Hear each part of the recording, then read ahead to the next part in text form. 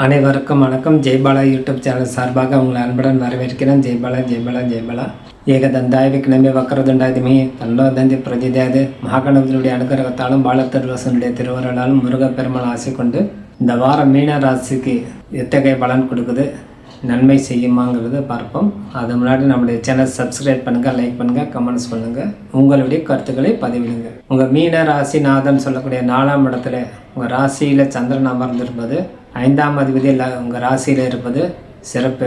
10ஆம் இடத்துல 4 கிரகம் கூடியிருப்பது இன்னும் கொஞ்சம் மேன்மை அடையக்கூடிய தன்மை. தொழிலில் நல்ல மேன்மை அடையும், உறவில் மேன்மை அடையும்.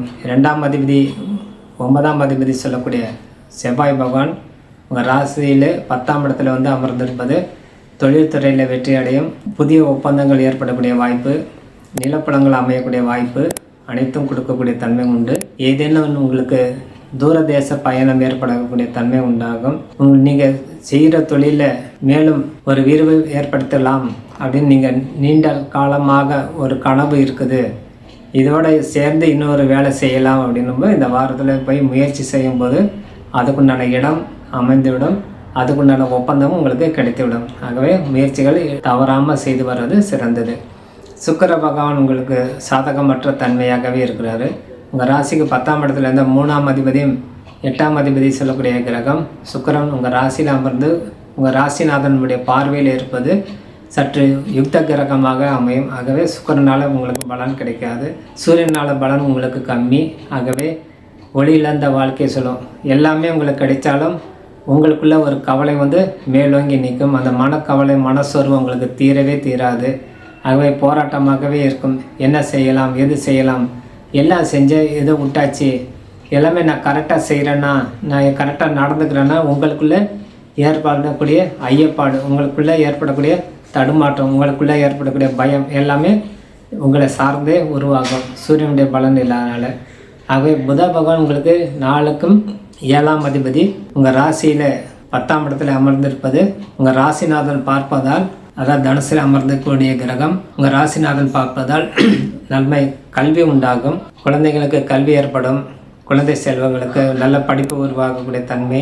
எஜுகேஷன் சம்மந்தப்பட்ட துறையில் இருக்கக்கூடியவங்க, எழுத்தாளர்கள், படிப்பாளர்கள், டியூஷன் எடுக்கிறவங்க, பாட்டு சொல்லி கொடுக்குறவங்க, இசை சொல்லி கொடுக்குறவங்க, அனைத்து துறைகளில் இருக்கக்கூடிய கலை சம்மந்தப்பட்ட துறையினருக்கு மேன்மை அடையும்.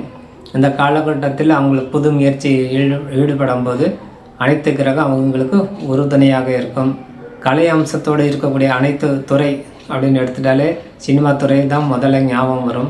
அது தாண்டி நிறைய கலைத்துறைக்கு ஓவியத்துறை இருக்குது. அது மாதிரி நிறைய துறைகள் உண்டு. அதிலேருந்து வெற்றி பெறக்கூடிய தன்மை உண்டாகும். அதாவது கலையினாலே நடிகர் நம்ம கணக்கு, ஓவியர் அப்படின்னு கணக்கு. அது மாதிரி இந்த எழுத்தாளர் எடுத்துக்கணும். அதெல்லாம் ஒரு படைப்பாளி, அவங்களுக்கு தான் படைப்பாளி. ஒரு நடிகர் நடிக்கிறேன்னா படைப்பாளி இல்லாமல் எப்படி நடிக்க முடியும்? அதுக்கு ஒரு டைரக்டர். அப்போ டைரக்டர் தான் போதுமானா அது கதை எழுதக்கூடிய வசனகர்த்தா. அப்போ இத்தனை வேணும். அப்படின்னு தான் அந்த திரைப்படம் வெளியிடப்படும்.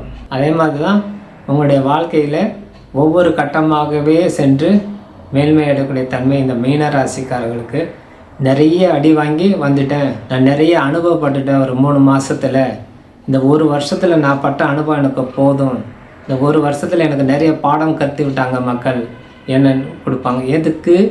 8ஆம் இடத்தில் இருக்கக்கூடிய கிரகம் சொல்லக்கூடிய 6ஆம் இடத்துல அமர்ந்து இருப்பது கேது உங்கள் ஞானத்தை போதிக்கிறார். அப்போ 8ஆம் அதிபதி சொல்லக்கூடிய சுக்கிரன் உங்கள் பலகீனமாக இருந்து வரனால அது உங்கள் ஞானத்தை போட்டுவார். ஆகவே இந்த காலத்தில் உங்களுக்கு வாழ்க்கையில் மேன்மை அடையிறதுக்கு நிறைய வாய்ப்பு கொடுக்கும்.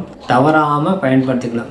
மேன்மை ஓங்கிய அதை மோட்ச ராசி அப்படின்னு சொல்லுவோம். காலப்புருஷ தத்துவ பிரகாரம் 12வது ராசி மோட்ச ராசி, அயன சனி சுகம் ராசி அப்படின்னு சொல்லக்கூடிய தன்மை இருக்கக்கூடிய தன்மையினால் நீங்கள் எந்த வேலை செய்தாலும் நிதானமாக இருந்து செயல்படக்கூடியவர். ஆனால் வெற்றி பெறக்கூடிய தருணத்தில் உங்களுக்கு தோல்வி அடையக்கூடிய தன்மை உண்டாகும். காரணம் விரை சனி சொல்லக்கூடிய 7.5 சனி காலம் என்பதால் சற்று கவனத்தோடு இருந்து செயல்பட்டு, ராகு அதிலே கூடி இருக்கும்போது ஞாபகம் மருந்தை கொடுத்து உங்களை வாழ்க்கையில் பின்னுக்கு தள்ளும். முன் யோசனை வராது, பின் யோசனையே கொடுக்கும்.